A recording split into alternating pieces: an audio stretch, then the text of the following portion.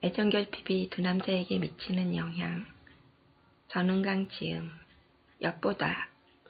아침마다 집을 나서면서 나는 자동적으로 미미 누나의 방을 향하여 고개를 돌리게 된다. 내 방 창문 바로 옆에 그녀가 침실로 사용하는 방 창문이 있다. 그녀는 환기를 위해 창문을 조금 열어두고 잔다. 어떤 때는 그녀가 깜빡 잊고 창문을 열지 않고 잘 때가 있다. 그때 나는 그녀가 감기가 들까 걱정하는 순수한 마음에서 창문을 조금 열어주고 간다. 진짜다. 나는 결코 음란한 상상을 하며 그녀의 창을 열지 않는다. 열린 창틈으로 손을 넣어 드리워진 커튼을 살짝 젖히고 안을 들여다보는 것도 새벽까지 술 취한 남자들 틈바구니에서 시달렸을 그녀가 안녕한지 안부를 살피는 것이다. 그러다가 얻어지는 다소 야한 광경은 다만 보너스일 뿐이다. 나는 간혹 그녀가 창문을 꼭 닫고 잠금장치까지 풀지 않은 채 자고 있거나 집에 들어오지 않은 날은 하루 종일 공부가 되지 않는다. 그녀에게 나쁜 일이 생기지 않았을까 걱정되기 때문이다. 나는 또 가끔씩 내 방에서 창틈으로 그녀를 훔쳐보기도 한다. 주로 그녀가 2층 뜰에 나와 활동할 때가 기회였다. 빨래를 넣을 때, 줄넘기를 할 때, 뜰을 비질할 때, 계단을 오르내릴 때도. 나는 그녀 발소리가 들리면 바삐 창가로 다가간다. 그리고는 창틈에 눈을 가져다 대고 그녀를 훔쳐본다. 그녀를 보고 있으면 나도 몰래 야릇한 흥분에 사로잡힌다. 내가 안겨서 잠들기에 딱 좋은 가슴의 그녀였다. 어제 저녁에도 갑작스럽게 비가 내리자 그녀는 빨래를 걷으러 올라왔다. 그녀의 빨래는 우리 빨래와 함께 빨랫줄에 걸려 있었다. 나는 비가 내리는 것을 알면서도 빨래를 걷지 않았다. 평소 같았으면 알아서 걷었을 테지만 모종의 꿍꿍이가 있어서 그냥 두었다. 나는 창틈으로 그녀를 줄곧 지켜보고 있었다. 그녀가 자기 빨래를 먼저 걷고는 우리 빨래를 걷다 말고 우리 집 쪽으로 고개를 돌렸다. 아빠와 내가 빨래를 걷으러 나오지 않나 해서 바라보는 것 같았다. 나는 얼른 몸을 낮춰 창밑으로 숨었다. 그녀는 창틈으로 바라보고 있는 내 모습을 보았을지도 몰랐다.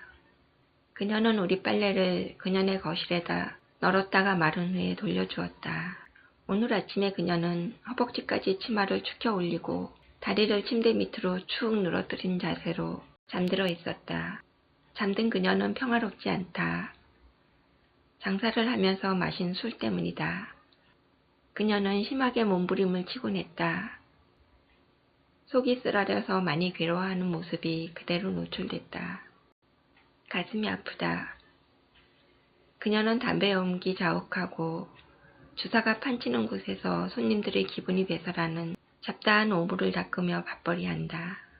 밤마다 손님들의 손길이 그녀의 몸을 쓸 것이다. 싫은 남자의 손길이라도 거부할 수 없다. 도마뱀이 몸속을 기어다니는 것 같겠지만 먹고 살기 위해서는 참아야 한다. 그러므로 그녀는 행복하지 않다. 그래도 아빠 아내로서 겪게 될 고통보다는 지금의 고통이 차라리 낫다.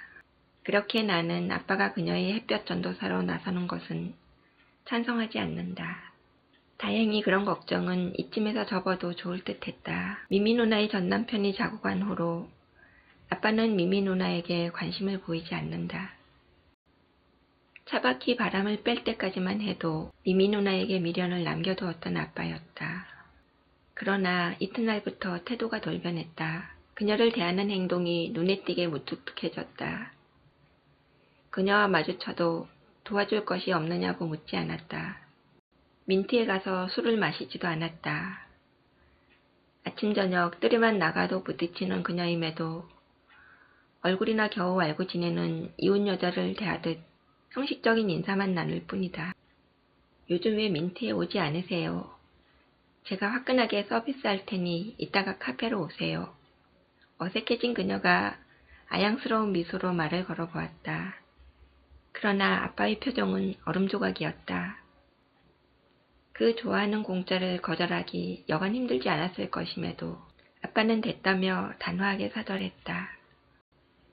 내 입장에서는 그녀가 가시덩쿨의 윤모에서 벗어나게 돼 안심이었다. 하지만 그녀 입장은 그게 아니었다. 그녀는 아빠의 변화에 어리둥절했다. 그녀로서는 좋은 후원자 하나를 잃은 것 같아 조마조마할 수밖에 없었다. 그녀는 이 동네에 대해 아무것도 아는 게 없었다. 무엇이든 아빠에게 물어야 했다. 오는 손님이 동네 사람인지 아닌지, 성격은 어떤지, 어떤 술을 좋아하는지, 손님끼리 싸움이 붙거나 술값을 내지 않는 꼴통이 있어도 아빠에게 달려왔다. 그런데 이제 아빠는 그녀가 뭔가를 물어도 내가 어떻게 알겠냐고 대답할 뿐이었다. 그녀가 도움을 청해도 그게 내 장사냐고 미미 씨가 알아서 하라고 냉정하게 말했다. 그녀는 멀뚱거리지 않을 수 없었다. 그녀의 잘못이 컸다. 아빠가 좋아하는 것은 뻔히 알면서 같은 지붕 아래에서 전 남편과 잤다. 아빠를 배려해 여간을 이용하는 것이 옳았다. 아빠가 그 정도로 토라지지 않을 거라고 짐작했다면 그건 사람을 잘못 봐도 한참 잘못 본 것이다. 내가 경험한 바에 의하면 아빠에 비해 밴댕이 속은 대거리고 운동장이다. 할머니가 큰 집에는 김치를 보내고 우리 집에는 김치를 보내지 않았다고 삐쳐서 2년이 넘도록 할머니 댁에 다니러 가지도 않는 사람이 우리 아빠니까. 아빠가 비록 졸정부 등록 기준을 높여놓기는 했지만 많은 부자들과 친분관계를 맺고 있었다. 인생의 최다 사용자인 아빠에게도 친구가 많다는 것은 아이러니였다. 분명 세상 이치와 맞지 않았지만 사실이 그랬다. 하지만 잘 생각해보면 이해 못할 상황도 아니었다. 아빠와 어울리는 사람들은 대부분 돈은 많지만 머리는 굴리기 싫어했다. 그들은 아빠가 돈을 쓰든 말든 신경도 쓰지 않았다. 오히려 자기 주머니를 털어가며 아빠를 만나길 원했다. 아빠의 천재적인 사기 수법이 절실했기 때문이다. 즉 자신들이 모자라는 머리를 아빠에게 빌려서 충당했다. 아빠에게 약삭빠른 계산법을 배우려는 사람들은 얼마든지 술을 사주었다. 대신에 합법적인 듯하게 세금을 떼어먹거나 벌금을 떼어먹는 수법, 가난한 사람들 돈을 소문나지 않게 관리하는 방법 등의 편법을 배웠다. 그렇기에 적어도 그들에게 아빠는 없어서는 안 되는 신적인 존재였다. 그러므로 술값 정도는 아낌없이 투자했다.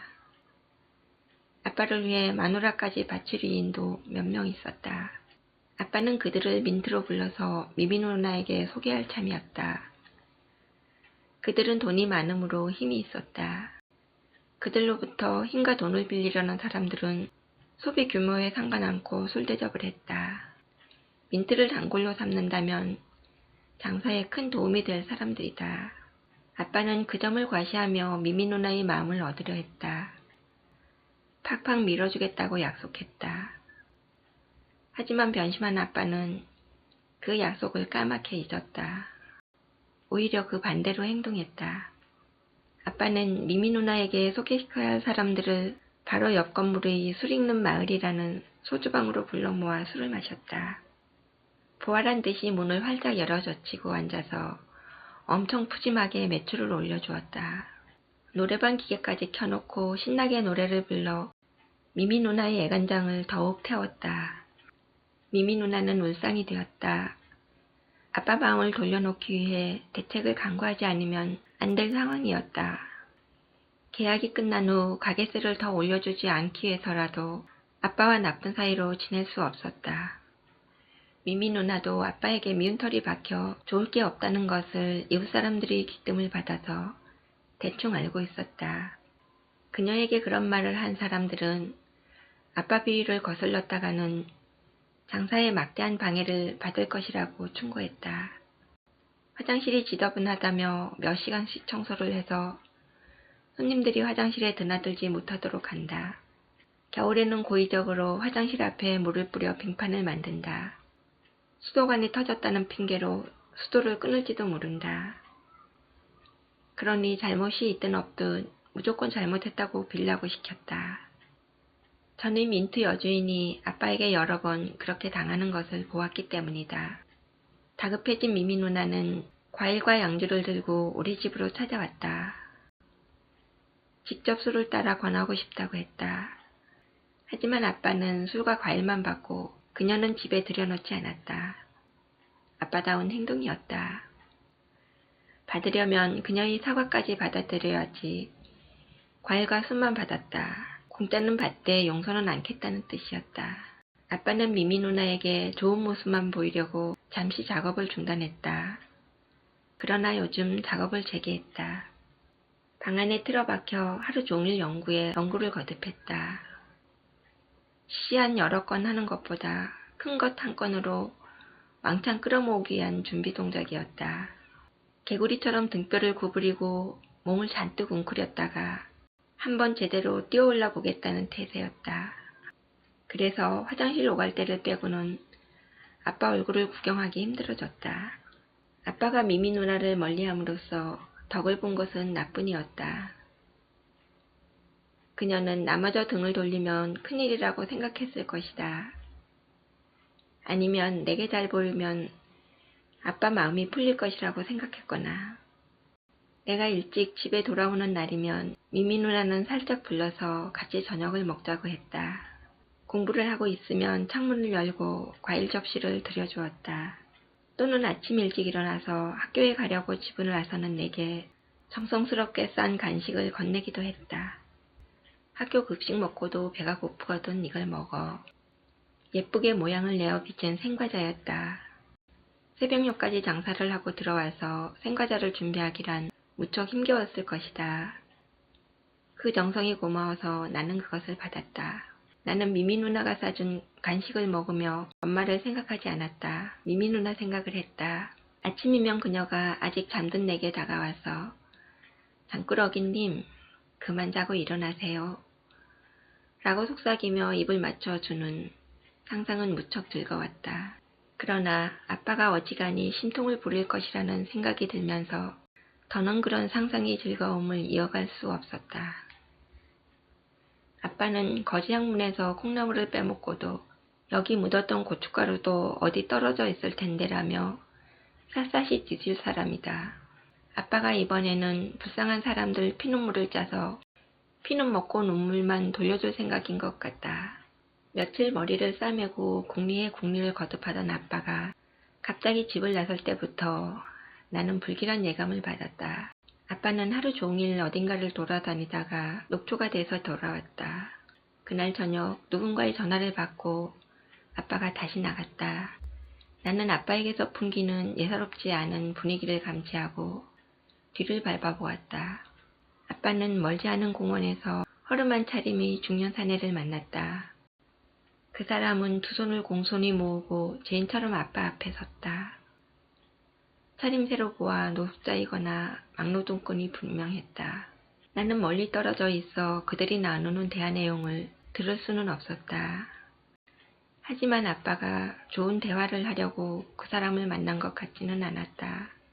물론 아빠는 웃고 있었고 표정도 부드러운 편이었다. 그러나 그 표정을 믿으면 곧바로 바보가 된다. 아빠는 웃으면서 욕을 할 수 있는 사람이었다. 그렇기에 그 표정만으로는 상황을 짐작했다가는 99.9% 오답을 얻는다. 예전에 아빠는 동네 한복판에서 어떤 사람과 싸움이 붙었다. 이유는 그 사람이 개가 아빠 다리에 오줌을 쌌기 때문이었다. 멀쩡하게 길 가던 개가 옆을 지나가는 아빠에게 다가오더니 갑자기 한쪽 뒷다리를 들고 영역 표시를 했다. 아빠가 사람같이 보이지 않고 움직이는 전봇대나 나무로 보였던 모양이었다. 그 광경을 본 사람은 비록 개이기는 해도 사물을 제대로 알아보는 해안을 가졌다고 생각했을 것이다. 아빠는 개를 얼른 걷어찰 수도 있었다. 그러나 바지에 번질거리는 개 오줌이 줄줄 흘러내리도록 가만히 지켜보고 있었다. 돈이 될 일이라고 판단했기 때문이다. 아빠는 화를 내지 않았다. 오히려 속으로 기뻐하면서 점잖게 개 주인에게 세탁비를 요구했다.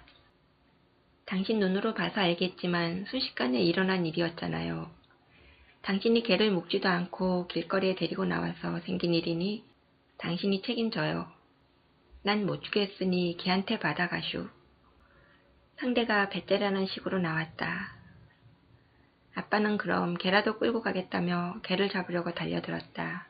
당연히 개 주인은 개한테 받으라고 했지 개를 주겠다고 하지 않았다며 개를 잡지 못하게 막았다. 옥신각신 두 사람이 싸우고 있을 때였다. 마치 많은 사람이 저만치 걸어가고 있는 모습이 아빠 눈에 들어왔다. 아빠는 아는 사람에게 싸우는 모습을 보이지 않으려고 부드러운 미소를 얼굴에 그렸다. 그 상태에서 개 주인에게 욕설을 퍼부었다. 싸가지에 목매달아 죽여도 시원치 않을 새끼. 뭐야? 개 주인이 발끈했다.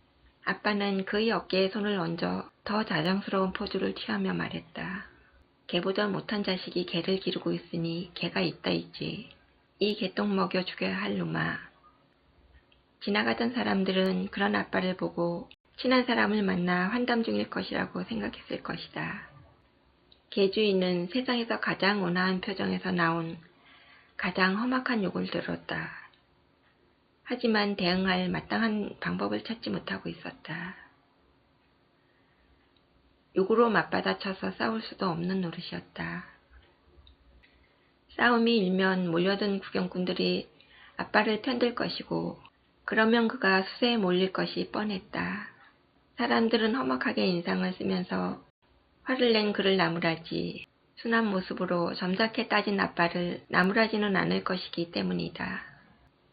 그가 이 사람에게 먼저 욕을 했다고 변명해도 아무도 믿어줄 것 같지 않았다. 기가 차서 입을 딱 벌린 채 아빠의 그 쓰레기 펑펑 쏟아내는 예쁘장한 입을 바라보며 넋을 놓고 있었다. 정 세탁비를 못 주겠다면 좋다. 개자식. 세탁비를 걔한테 받으라고 했으니 걔가 돈을 줄 때까지 패주마. 아빠는 여전히 웃는 얼굴이었지만 당장이라도 걔를 패잡을 태세였다. 세상에서 가장 힘든 것 중에 하나가 웃으면서 욕하는 것이다. 개 주인은 그 힘든 일을 아주 쉽게 해내는 아빠를 보고 소름이 끼쳤다. 그는 그런 자라면 무슨 짓이든 할 것 같으니까 에라 잘 처먹고 잘 살아라 면서 세탁비를 주고 말았다. 아빠의 승리였다. 아빠는 지금도 다정다감한 모습으로 상대와 대화하고 있었다. 하지만 그것은 위장술일 뿐이리라. 웃으면서 당신이 노숙자들 주민등록증 걷어서 팔아먹었잖아. 라는 식으로 위협하고 있을 것 같았다. 아빠, 정의 파수꾼이 불쌍한 사람들까지 등쳐먹어서야 되겠어요? 먼저 집으로 돌아와서 기다리던 내가 그 사람과 헤어져 돌아오는 아빠에게 말했다. 내가 언제 불쌍한 사람들을 등쳐먹었어 임마. 노숙자들의 약점을 잡아서 협박하는 중이잖아요. 아빠는 움찔 놀라며 눈을 휘둥그렇게 떴다. 그걸 어떻게 알았어? 내 뒤를 밟았냐? 지금 그게 중요해요? 넌 나를 미워할 자격이 없어 임마. 남이 뒤를 밟는 짓도 당당하지는 못해. 아빠는 어느새 놀란 표정을 풀고 평소의 표정으로 돌아가 있었다. 그래도 아빠보다는 덜 더럽잖아요. 똥이 덜 묻었다고 덜 더럽고 많이 묻었다고 더 더럽겠냐? 아빠는 양심의 털까지 났으면서 양심의 털이 나면 머리에 나야 할 털이 모자라서 대머리가 된다는데 아빠는 어떻게 대머리도 되지 않는지 모르겠어요. 세상 이치에 맞지 않는 일도 참 많지. 양심의 털이 났으면 겨울이 와도 춥지 않겠구나. 양심의 털이 났다는 표현은 적어도 아빠에게는 적절치 않았다. 아빠에게는 양심에 구린내가 난다고 표현했어야 옳았다. 귀신은 어디서 무엇을 하기에 못된 짓만 일삼는 아빠를 잡아가지 않는 것인지 궁금했다. 하긴 귀신이라도 아빠를 잡아가지는 못할 것이다. 아빠는 귀신도 속일 만큼 영악하다.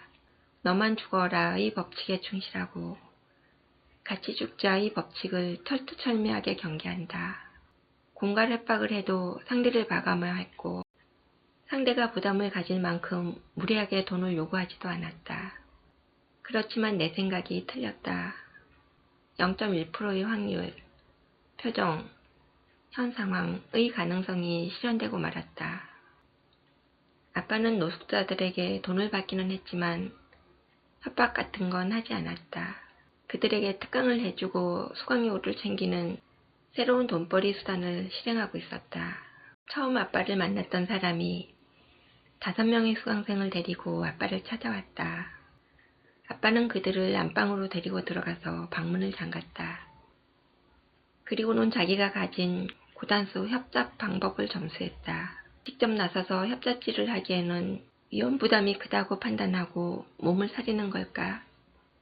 아빠는 이제 뒤에 숨어서 제자들을 길러 특강료를 챙기는 잔머리를 굴렸다. 아빠는 그들에게 일거리도 제공했다. 연습 삼아 작은 것부터 실행하도록 했다. 주로 아빠가 한 번씩 써먹었던 수법이었다. 공산품 구격이나 환경훼손 현장 등이 그것이었다. 그들이 성공해서 돌아오면 아빠는 고리를 뜯었다. 비법 전수 전에 성금으로 수강료를 챙기고 비법 전수 후에는 아이디어를 제공하고서 그 값을 챙겼다. 놀고 먹으면 뭐해요? 머리 조금만 굴리니 수입이 짭짤하잖아요. 아빠는 고리를 챙기며 자기 실력을 과시했다. 더 받아낼 수도 있었는데 왜 그것만 챙기라고 했습니까? 한 제자가 아쉽다는 듯이 아빠에게 말했다. 이 일은 과욕을 부리면 반드시 후폭풍을 맞게 돼요. 과욕은 금물이라고 했잖아요. 그리고 직접적인 협박도 법에 어긋난다는 점을 명심하세요. 당신들이 한 짓은 위법이라고만 말해야지 얼마를 달라는 둥, 어떻게 고발할 거라는 둥 떠들었다가는 오히려 공갈 협박범으로 몰릴 수 있단 말이지요. 그러니 되도록이면 말을 삼가고 상대의 말을 듣는 척 고개만 끄덕이고 있어야 해요. 아빠는 어설픈 초보 협작꾼 제자들에게 하나하나 행동 지침을 내렸다. 그들은 2~3건의 작업을 성공적으로 해내더니 더는 아빠를 찾아오지 않았다. 대신에 아빠가 그들을 찾았다. 좋은 아이템이 있으면 직접 나서서 처리하지 않고 그들을 불러서 이렇게 저렇게 해보라고 지시했다.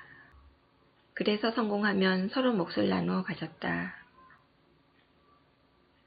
엄마는 어쩌다가 하늘이 내린 사기꾼과 결혼할 생각을 했을까? 엄마도 사기를 당해서 결혼까지 했을 것 같다. 미미 누나는 아빠가 그런 사람이라고는 꿈에도 짐작하지 못하고 계속해서 아빠 마음을 돌려놓기 위해 애쓴다. 내가 학교에 간 사이에 점심을 차려놓고 함께 먹자고 했다.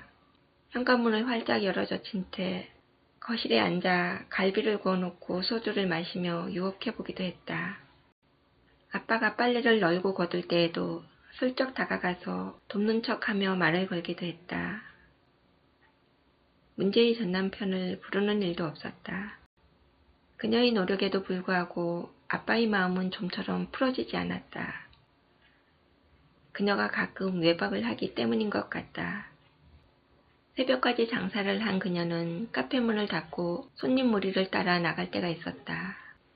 그리고 이튿날 오후 카페 문을 열 때쯤 돌아왔다.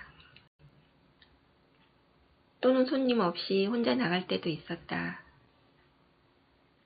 아빠는 아침에 일어나서 그녀의 집이 조용하면 쯧쯧 혀를 차며 고개를 절레절레 젓곤 했다. 관심이 없지는 않았기에 그녀의 외박이 못마땅한 것이다. 하지만 그녀가 가끔 아침 일찍 일어나 잠옷 차림으로 뜰을 쓸며 유혹할 때면 아빠도 어쩔 수 없는 남자인지라 침을 꿀깍 삼켰다. 그녀는 브래지어도 착용하지 않고 엎드려서 비지를 했다. 잠옷 밖으로 튀어나올 듯 말 듯 겨우 걸쳐진 아슬아슬한 그녀의 젖가슴은 창틈으로 훔쳐보고 있는 나는 물론이고 창 너머로 힐끔힐끔 훔쳐보는 3년 호랍이 아빠 가슴도 마구 들쑤셨다. 내가 그러하듯 아빠 또한 빗자루를 찾아들고 뛰어나가서 그녀와 나란히 뜰을 쓸고 싶었을 것이다.